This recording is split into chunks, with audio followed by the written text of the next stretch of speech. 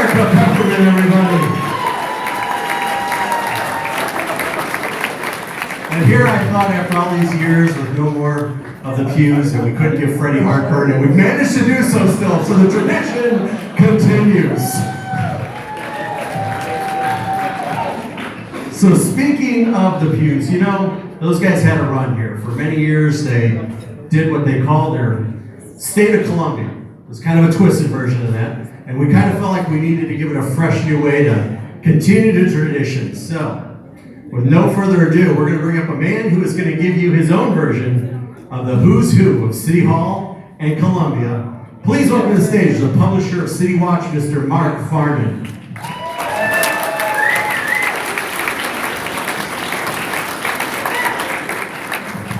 Thanks, Mike. We're going to stall for a second. We got to turn this projector on.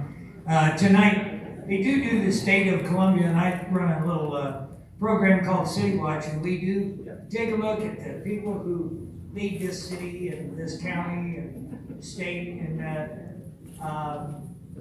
they're great folks, but tonight we're going to take a look at them. And I want you to look around the room because you see a lot of people here who might be leaders here in Columbia, and other people who you recognize, but other people who look familiar to you. And you think, I think I know that guy, or maybe that guy just looks like somebody that I know. Well, we're going to do that. There's a word for that, and it's called doppelganger. And if we can get that machine turned on, it'll show up on the screen. Let's do it.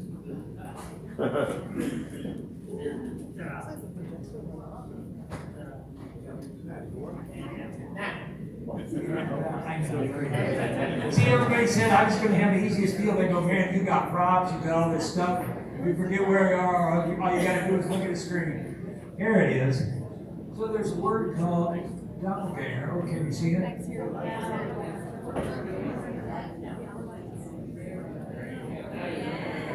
It's a doppelganger. And that's a word for, it's like twins separated at birth. It's the theory that everybody has somebody else in the world somewhere that either looks like them, acts like them, or sounds like them. It's not just true in the rest of the world, it's true here in Columbia. And now we're going to show you a couple of examples of that. Here's a good friend of mine, Shelley Rabbit-Beauty. I don't know if you know her or not, but I've worked with her a couple of times. An elegant, lovely woman. I watch NBC News on the weekends, and let me just tell you something. Every time Kate Snow comes on, I go, that looks like Shelley Rabbit-Beauty. What I should say is, that's her doppelganger, right? So see how this works? Here's another example. Paul Lamb. Paul's sitting right over here, and he has a reputation in this town. I think that he's a lover. I do. He's a generous man. He's great to me. I just love him, and he's a lover. Some people think he's a stinker. I say you can be both things at one time.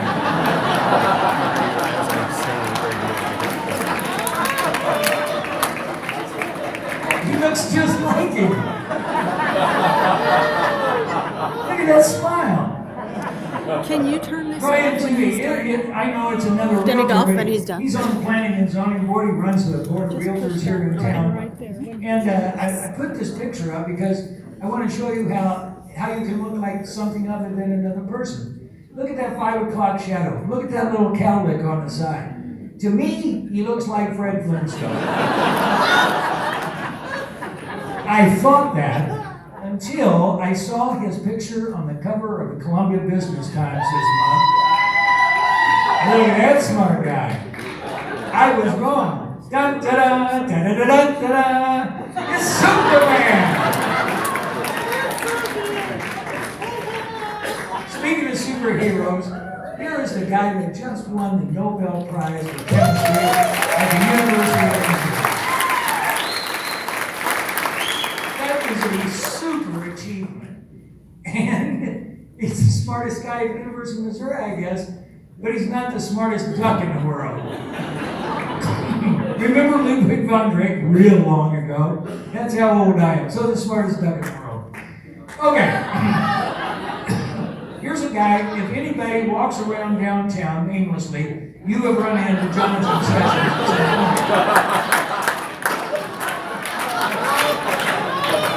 He managed to get on the school board.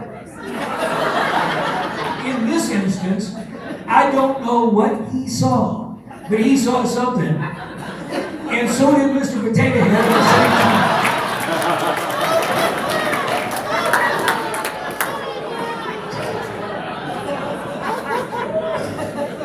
Okay, he was looking at something, right? But this lady has the look. This is Catherine Graham. She was the publisher of the Washington Post. Great publication, tough as nails, but look at that look. And look at that look. Great publication, tough as nails. And don't you know that Hank has seen that look before? I have. Simon Rhodes, we stay in the media. I'm on KFRU every once in a while. You might hear me fill in with Simon and Renee. Simon is a great friend of mine. He's from England, but when he came here, he decided to become a U.S. citizen. So he studied the Constitution, he passed the test, and he learned all the words to "this land is your land, this land is my land," and it's a good thing, because he looks just like the guy that wrote it. Isn't that weird? Okay, here is the look. So sometimes I have to go out to Channel 8. And when I go out to KOMU, then I see Chris walking around out there doing sports, talking sports stuff. Okay, now look at this. This is the thing you do when your kids like at the campfire. Okay, Chris, quit doing that. This joke has already been done before.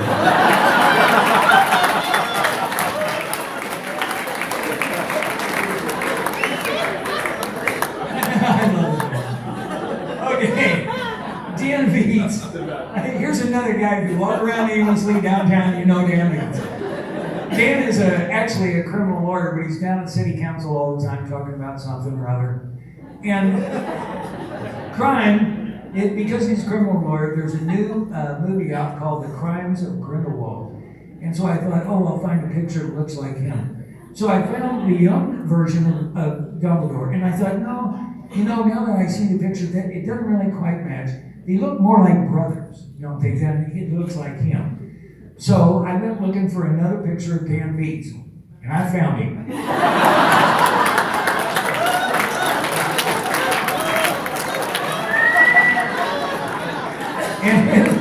and if that is Dan Beats, and these guys are brothers, then hell, I just made my joke.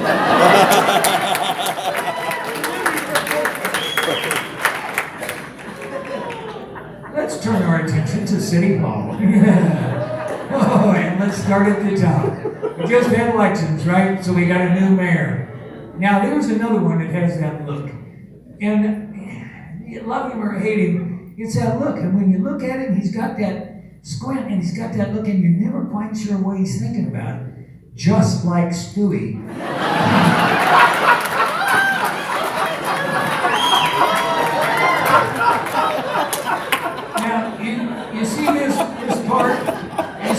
Part around the outside, this part of the cartoon is transparent. And he always says he's about transparency.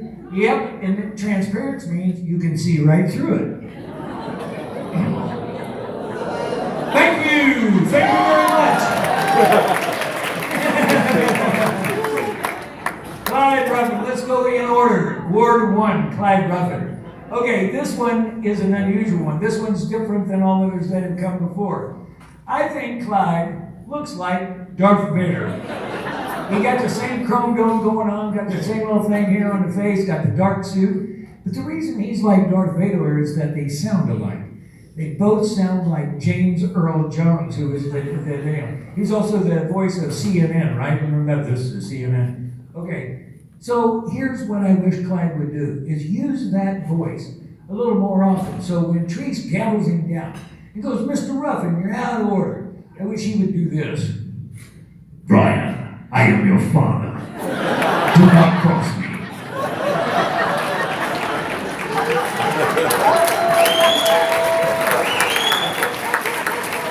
Or perhaps we have had some problems, attracting and keeping people at Columbia Airport for one reason or another. Let's have him be the voice of the commercials. And instead of doing the CNN, just have him go, "This is COU." kind of like he does. Okay, second ward, Michael Trapp, this one's easy. Paul Giamatti.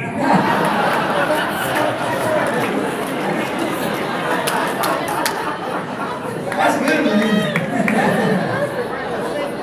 Ward 3. This one was so hard.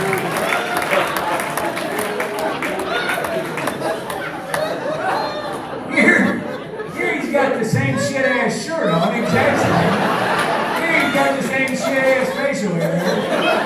And nobody could agree, so I just found an old picture of him and said he looks like Papa Smurf. Ward 4. Oh my God. Ian is a dear man, and he is from someplace else. And he travels through his own time and space, and he uses alternative transportation, and he's from England. So is Doctor Who. I thought I had this nailed. And my wife said, no, you gotta rethink this. And I showed it to somebody else, and they go, no, you gotta rethink this. And I said, okay, if he's not Doctor Who, who is he? And they go, he is Robin Hood. Because he takes from the rich developers, he gives it to affordable housing. When he goes a little bit too far, they call the Sheriff of Nottingham, who also happens to look like the Sheriff of Boone County.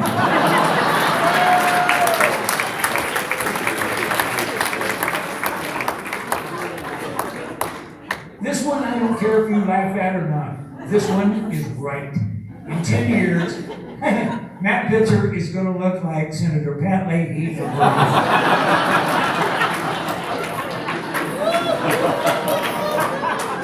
Am I right? Yes! I love that one. Betsy Peters was so hard because all of her pictures, she had different hairdo, wearing different kind of stuff, and it just goes over the years. So some people suggested to me that she looks like Janet Yellen, the head of the Fed.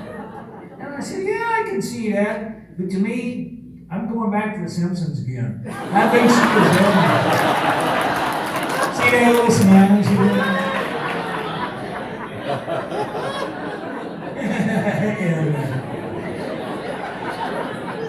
Here's a guy that wanted to be on the city council. Didn't quite make it, right? Good old Chris. And there's a reason he didn't make it. Because he looks like goddamn Happy Doobie.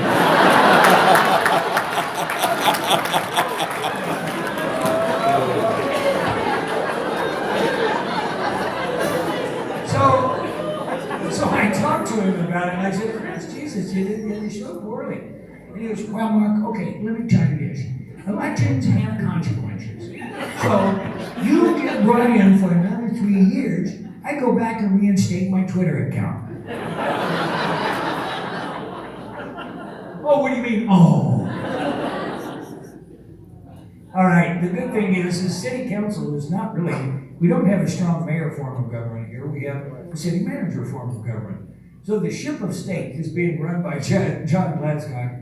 And I'm glad he's the head of the ship of state because he looks just like the head of another ship.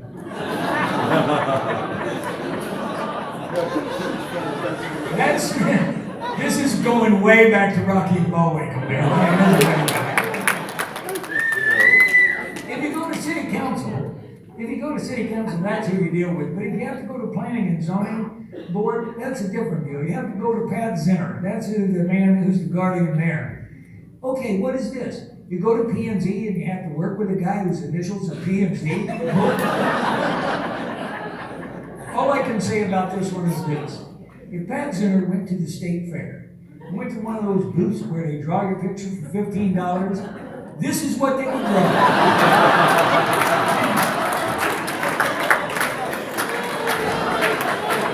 That one is dead on. Let's go back in time. Is it Mike Mathis or Orson Welles?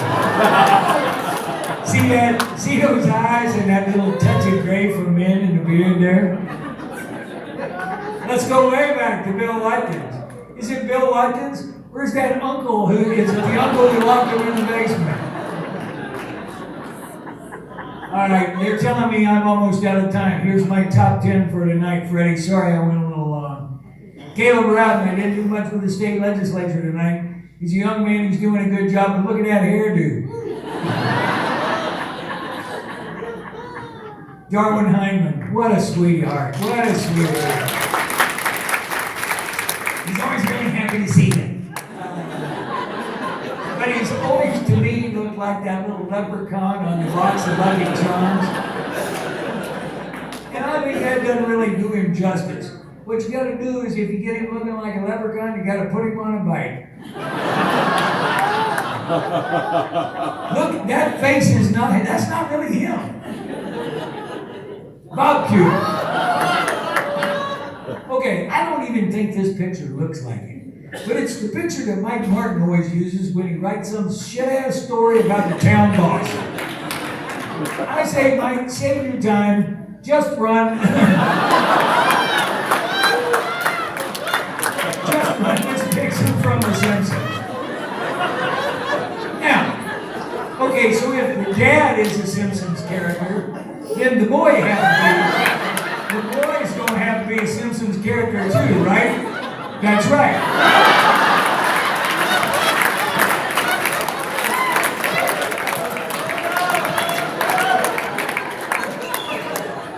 And if you need more proof, here's the son of a bitch in action.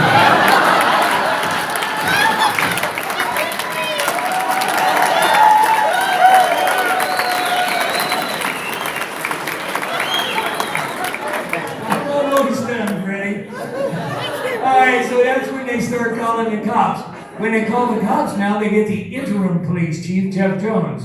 Or do they?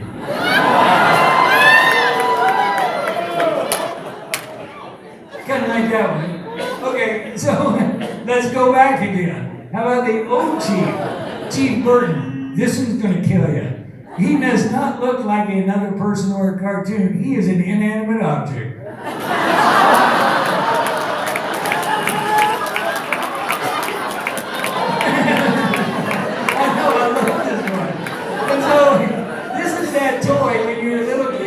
And you take that red pencil and you pick up those little metal bits and you draw like a mustache and shit. And now we're back to Carl Scott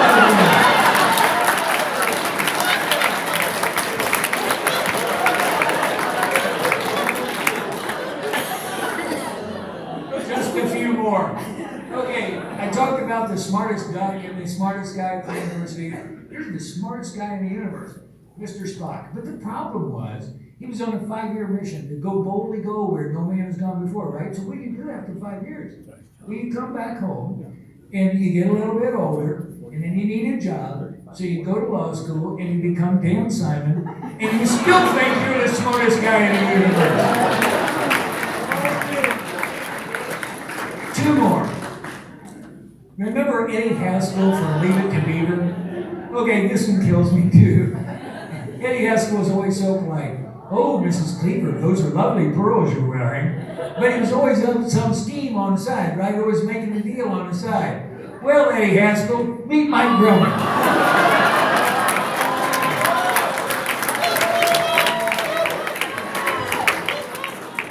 And my last one for tonight. One of my good friends, he was the first guy I was ever on the radio with. My buddy Fred Berry, the scariest man in Boone County government. Meet the scariest man in the history of film. That's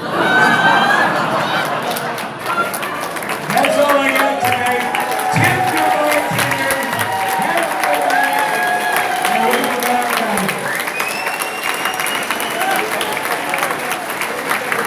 Mark Farnen, everybody.